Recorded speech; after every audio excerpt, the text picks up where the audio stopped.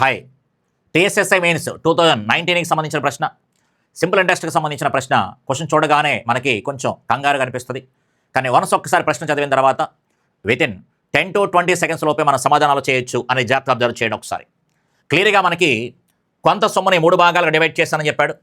వడ్డీ రేటు ముగ్గురికి ఒకే రకంగా ఇవ్వడం జరిగింది, వేరు వేరు కాలాల పాటు. అయితే మూడింటిపై వచ్చే వడ్డీలు సమానం అని చెప్పాడు.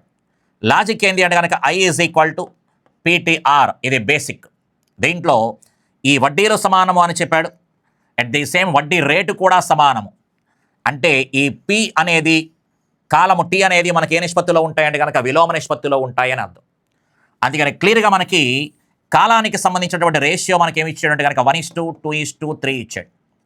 ఆటోమేటిక్గా మనకి ప్రిన్సిపల్ అసలు అనేది మనకి విలోమ నిష్పత్తిలో ఉంటుంది అని మాట్లాడుకున్నాం.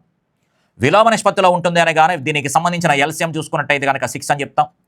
ఇది 6 అవ్వాలి అంటే కనుక 1 6 అవుతుంది, 2 3s are 6, 3 2s are 6. కాబట్టి ఈ అసలుకి సంబంధించిన నిష్పత్తి ఎంత అంటే 6:3:2 అని వితిన్ 30 సెకండ్స్ లోపే మనం సమాధానం చెప్పుకోవచ్చు.